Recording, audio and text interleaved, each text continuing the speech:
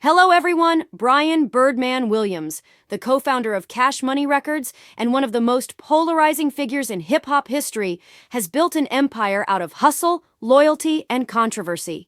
For decades, he's been the mastermind behind some of rap's biggest stars, the man who gave the world Lil Wayne, Juvenile, Nicki Minaj, and Drake. Yet behind the platinum plaques and billion-dollar boasts lies a story of tension, betrayal, and burned bridges. After years of silence, Birdman has finally opened up about the 7 artists he couldn't stand working with, revealing a side of the Cash Money legacy that fans rarely get to see. One filled with ego clashes, broken contracts, and the emotional toll of building an empire that sometimes devoured its own. From the early days of the Hot Boys to the global takeover of Young Money, Birdman was always the boss, the visionary who took street ambition and turned it into corporate dominance. But anyone who's followed his career knows that Birdman's relationships with his artists have often ended in explosions. The man who preached, "Put some respect on my name," wasn't just talking about the media. He was addressing the deep scars left by years of betrayal and mistrust within his own camp.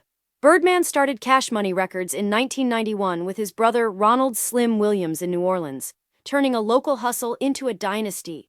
By the late 90s, the label was unstoppable. Juvenile's 400 Degrees, BG's Chopper City in the Ghetto, and the emergence of a teenage Lil Wayne made Cash Money the southern powerhouse that rivaled Death Row and Bad Boy. But as the label grew, so did the egos, and Birdman, who ran the company with an iron fist, often found himself clashing with the very artists he helped build. The first of the 7 he mentioned was Juvenile, the man who arguably put Cash Money on the map with Back That Ass Up. Birdman admitted that their fallout was one of the hardest blows to his pride, calling Juvenile a brother who forgot the family. The tension stemmed from financial disputes, as Juvenile felt he wasn't being paid what he was owed, a complaint that would later become a familiar theme among Cash Money artists. Birdman once said, "You can't do business with emotion," and Juvie was all emotion. Their feud lasted years before they reconciled, but the damage had already left a scar. The second artist Birdman named was BG, another original hot boy, whose raw street energy helped define Cash Money's sound. Birdman spoke with a mix of respect and regret, admitting that BG's addiction and legal troubles made working with him nearly impossible.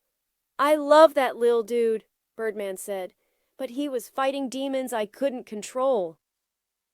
BG's eventual incarceration for gun charges ended what might have been a long and legendary career, and Birdman confessed that watching BG spiral broke his heart more than any contract dispute ever could.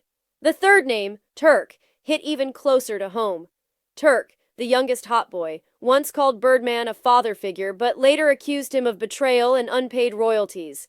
Their fallout was public and ugly, with Turk filing lawsuits and Birdman responding in silence.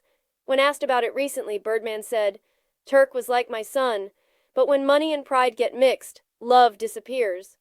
The fourth artist Birdman said he couldn't stand working with was Mannie Fresh, the in-house producer whose beats defined the early Cash Money sound.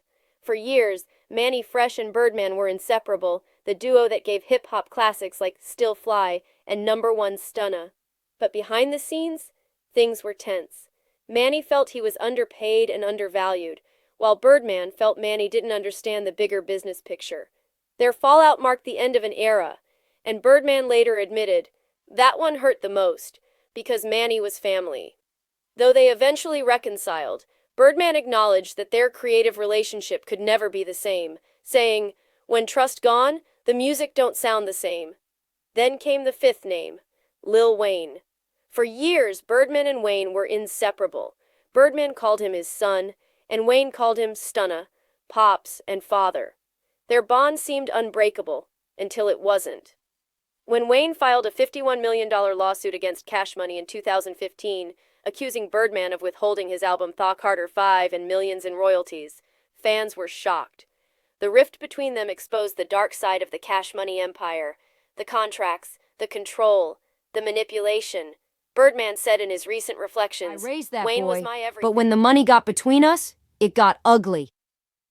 He admitted that the betrayal cut deeper because it came from family, but he also revealed that much of the feud was fueled by outsiders whispering in Wayne's ear.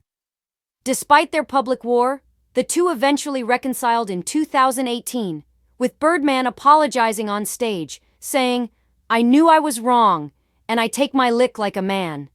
Still, the trust between them was forever altered.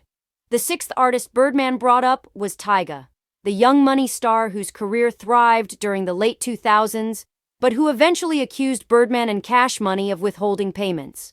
Birdman claimed that Tyga wanted to be bigger than the business, suggesting that Tyga's ego and ambition made him difficult to deal with. He said, "Tyga was talented, but he didn't understand patience. Everybody want to be Drake overnight." Birdman's tone carried a mix of disappointment and indifference, as if Tyga's departure was just another chapter in a long book of Cash Money casualties. And then came the seventh and most shocking name, Drake. Birdman admitted that while he respects Drake as a generational talent, their working relationship was complicated. He explained that Drake's rise came at a time when Cash Money was already fractured, and that managing Drake's massive success strained the label's structure. "Drake was too big for anybody to control," Birdman said. "You can't tell a man making history what to do." "We had love, but we had friction." Birdman's honesty about these seven artists paints a picture of a man who has been both the architect and the antagonist of one of music's greatest dynasties. He built stars, but in the process, he also built resentment. The Cash Money model, loyalty first, paperwork later, worked until the money got too big to ignore. Birdman has often been criticized for being ruthless, but in his eyes, it was all part of survival. He grew up in the Magnolia Projects, where trust was a luxury and betrayal was expected. "You can't come from where I come from and not protect yourself," he said. "I was feeding families, but people forget that when they get rich." He insists that despite the lawsuits, the headlines, and the broken friendships, he never intended to hurt anyone, only to build something lasting. What makes Birdman's revelations so fascinating is how self-aware he's become. At 60 plus, the man once known for his diamonds and bravado now speaks with reflection. He acknowledges that his leadership style, part father figure, part mob boss, didn't always work in an industry built on ego. "I love them boys, but love and business don't mix," he admitted. "I tried to be a father and a boss, and that don't work."